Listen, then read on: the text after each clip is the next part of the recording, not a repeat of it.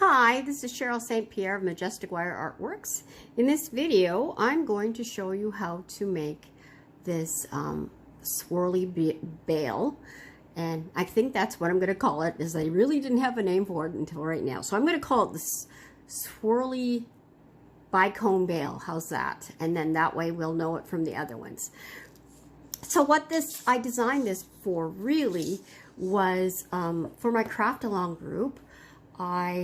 This is a special project for them where I've hand painted some pendants, and we needed to make a bail for it.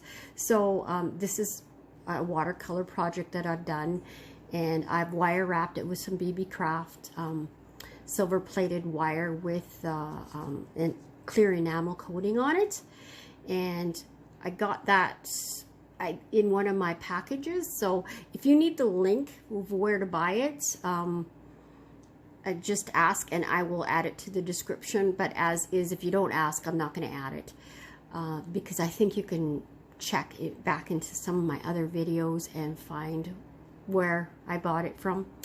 And also, just a plug for myself is I am selling these pendants, and if you are interested, I don't have very many right now, but if there's a demand, I will paint more. I'm only really painting roses because I find, because it's so tiny, this is 1.5 inches by 1.5 inches. It's, I find that I can do the best job with roses and rosebuds. So if you have that interest, just let me know, and I will hook you up. I'm not sure if I'm going to sell it just via Facebook, which I'm doing now, or via a new Etsy store with just painting, because I was planning on selling some bookmarks that I'm doing as well. So I guess that's all I need to say for the introduction. I'm doing this as a 2-part video and then putting it together where I do the introduction and I actually make this exact bail in the rest of the video. So this is a new technique, and I just hope it all works together. And so I guess we're ready to begin. So see you in the next one. Okay, so this is what you're going to need for supplies. You're going to need your stone, top drilled stone that you're going to be wrapping with, or pendant like, you know, flat, like my painting. It could be, you know, a copper piece. It could be anything, but I'm going to demonstrate it on top drilled stone because it's thicker and it's a little bit harder to wrap. The thinner it is, I think the easier it is to do the wrap.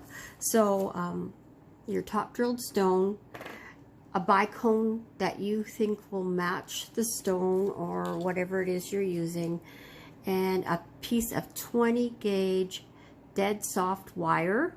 I'm using raw copper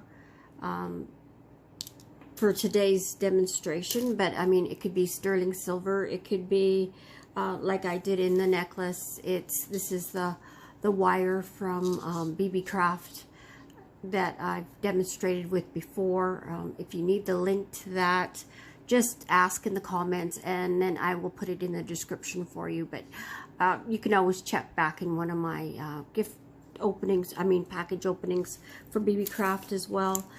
And you're going to need your chain nose pliers, your flush cutters, your ruler, and your round nose pliers.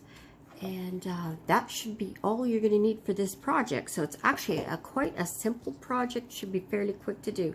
So I've set 1.5 feet of 20 gauge wire, which is 18 inches, which is 45 centimeters, and find the approximate middle. I've given you an ample supply. This is actually too much. And just do an L bend and then put your pendant bead on it.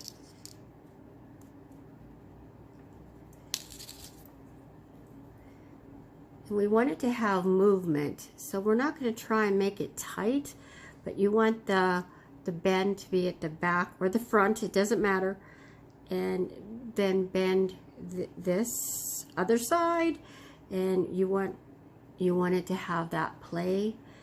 And then or we want it to, which way do I want it to go?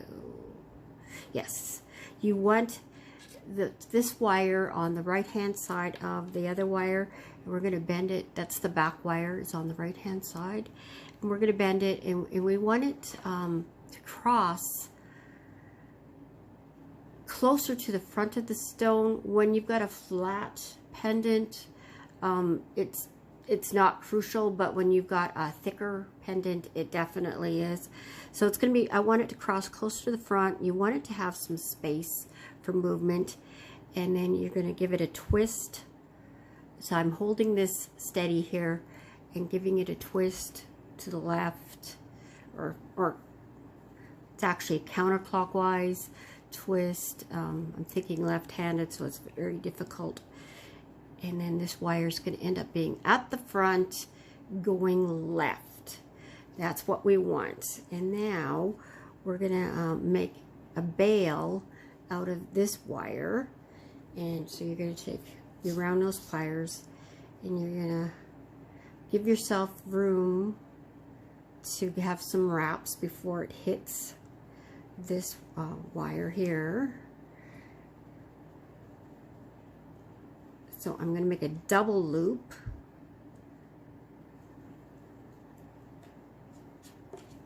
It's always tricky when you're fighting with the other wire, but do the best you can. Wrap it around twice.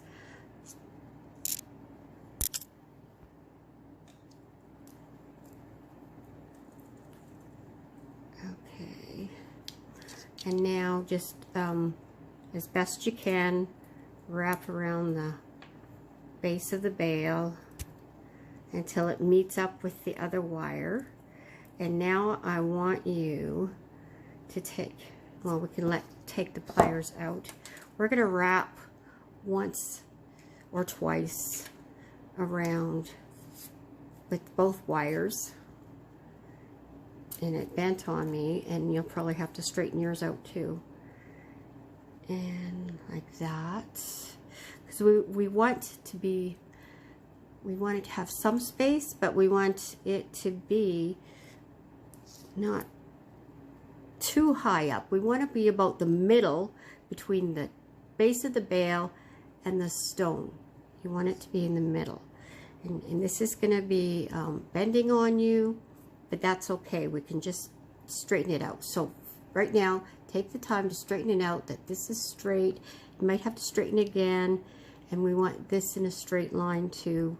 And then I want you to now make a small loop going counterclockwise, so that, see where it starts here to the bottom of here, we want it to be about the middle. And I'll show you what I mean right away. So I'm making a little loop, and it's in the middle between where it started and there. So at the bottom of that little loop. And now, so it looks like this. Now I want to make another loop, and this time we want it to go to the bottom of the stone here to hide that wire to some degree anyways. And it's being a little bit wonky on me there, but it might take some practice. Doesn't take much for supplies, so if it takes you more than once to do this, don't get mad at yourself. It's just a process of learning. Okay, so then the next thing you do is you're going to wrap around like this, and up. Okay, and then we're going to go to the front like this, and you're going to put your bead on that innermost wire, which ends up being the shortest wire. So we've got lots of length on this, but it's hard to predict where you're going to be at. So now I'm going to put my bicone on that wire,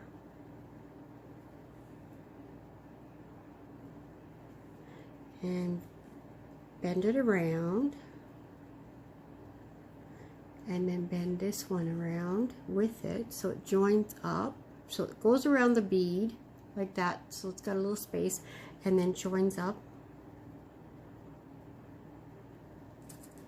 And if it's not sitting quite right, take the time to straighten it out.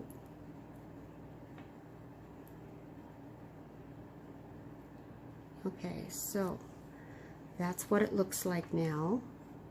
And we're almost done, guys. It's not much more. We're going to go around now, like this. And at the back, this is the back. Then we're going to take this and we're going to snip it here about a centimeter, or a good centimeter, because you're going to then make loops. Because it's a necklace, we don't want it to poke anybody. We're going to finish off the ends of the wire with loops and then tuck them in. Now you can use your round nose pliers or your chain nose pliers to make these loops. Today I usually pick my chain nose pliers. This time I'm going to do it with my round nose pliers, just to show that it really doesn't matter which one you choose. And just make a loop where the wire touches itself, kind of like a butterfly antenna. And I'm going to do, just for ease of method, go the opposite direction with the other wire. It doesn't really matter because we're going to be tucking them in. Okay, so the next thing we're going to do is, see this little space in here? We're going to wrap that and tuck it in. So this time I'm doing my chain nose pliers because I'm going to grab them. Whichever one's, you'll know which one you need to do first. And just tuck them in there. And there's no sharp points.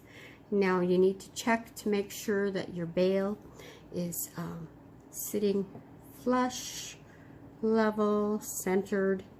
And mine wasn't too bad, but yours might be bent up from all the work you did. And at the back, you can see that it didn't really matter how neat you wrapped it. It's all covered. You can't see what you did. But that's all there's to it. It's ready to put your chain on. It's got movement. It's pretty. And it's another way to wrap one of these stones. Okay. Well, thank you for joining me in this video. God bless, and we'll see you in the next one. Bye for now.